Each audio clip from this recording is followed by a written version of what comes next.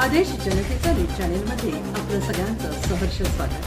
पाहूयात काही ठळक आणि महत्त्वाच्या घडामोडी। 10 वर्षाच्या मुलीवर नराधमाचा अतिप्रसंग करण्याचा प्रयत्न। दूध देण्यासाठी गेलेल्या 10 वर्षाच्या मुलीवर अतिप्रसंग करण्याचा प्रयत्न केल्याचा प्रकार पुण्यातील बिबवेवाडी परिसरात घडलेला आहे। मात्र मुलीच्या मोठ्या बहिणीने धाडस करत आरोपीच्या पत्र्याच्या घराचा दरवाजा लाथ मारून तोडून तिची नराधमापासून सुटका केली।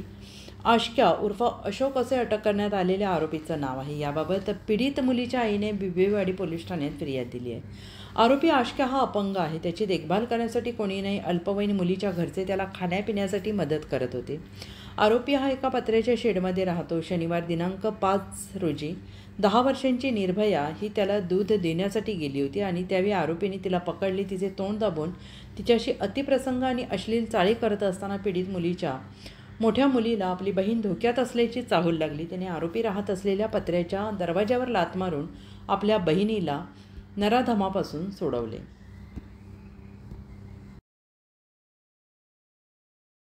नवीन बातम्यांसाठी पाहत रहा आदेश जनतेचा न्यूज चॅनेल। लाईक करा, कमेंट करा, कमेंटद्वारे आपली मतं आमच्यापर्यंत पोहोचवा। सबस्क्राईब करा।